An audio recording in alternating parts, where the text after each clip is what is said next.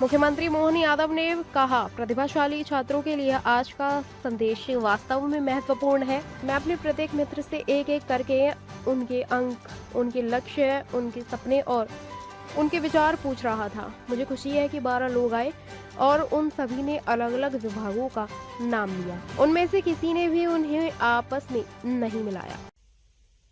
प्रतिभाशाली विद्यार्थियों के लिए स्कूटी का आज का देना, सच में मैं अभी एक एक करके सभी मित्रों से पूछ रहा था कि आपने कितने नंबर लाए, आपको आगे बनने का क्या मूड है, क्या आपका सपना है, क्या सोच रहे हो। और मुझे इस बात की प्रसन्नता है कि 12 लोग आए और 12 के 12 में से 12 प्रकार के विभाग उनने अलग अलग बताए, कोई ने मिक्स नहीं किया एक साथ। किसी ने कहा कि मैं आईएएस अधिकारी बनूंगा, किसी ने कहा मैं आईपीएस बनूंगा, किसी ने कहा मैं जज बनूंगा, किसी ने कहा मैं इनकम टैक्स का इंस्पेक्टर बनूंगा,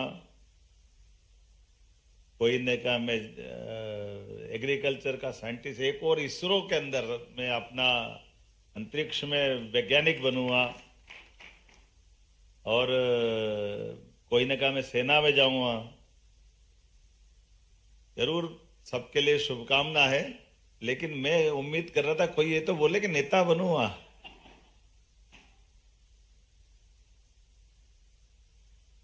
ये मैं बड़ा मुश्किल है।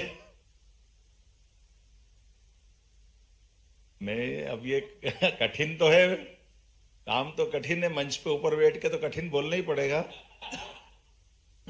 बच्चों से पूछो कठिन है कि नहीं है।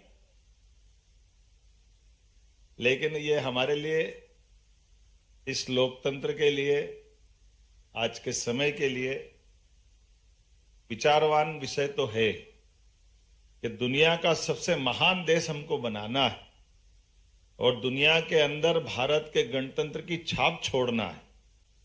तो हमारे टैलेंटेड लोग भी अपने कामों के साथ, इसका मतलब क्या हुआ, प्रतिभा अगर है तो प्रतिभा के बलबूते पर हम चाहते क्या हैं।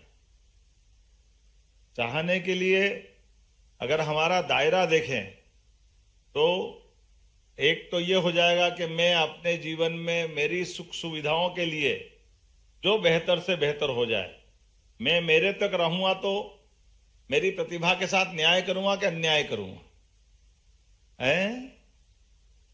ऐसे उदाहरण हमको देखना पड़ेंगे कि बड़ा टैलेंटेड व्यक्ति है, लेकिन टैलेंटेड होने के बाद भी अपने यहां मेरिट की बात आ रही, मान लो तो अभी तो ये मेरिट पे ही अपन बात कर रहे हैं, तो मेरिट में तो आप खतरे में जाओगे अगर मेरिट के अंदर जाओगे तो। मेरिट के उदाहरण बड़े डरावने भी हैं लेकिन अच्छे भी हैं। मेरिट में एक हमको दिखता है भगवान राम से जिसका झगड़ा हुआ, वो मेरिट में तो बहुत मजबूत था। क्या कमी थी उसमें? मानव सुख में ऐसा माना जाता है कि 10 सुख जीवन में जिसको मिल जाए उसका जीवन सफल। और 10 सुख में क्या क्या आते हैं? तो 10 सुख में पहला सुख निरोगी काया, मृत्यु तक शरीर वैसा का वैसा रहे। एक एक करके उनके जीवन के सारे सुख गिन लो तो धन, संपत्ति, पुत्र और सुयोग्य पत्नी, सारी चीजें हैं, लेकिन नैतिकता में कहां था वो?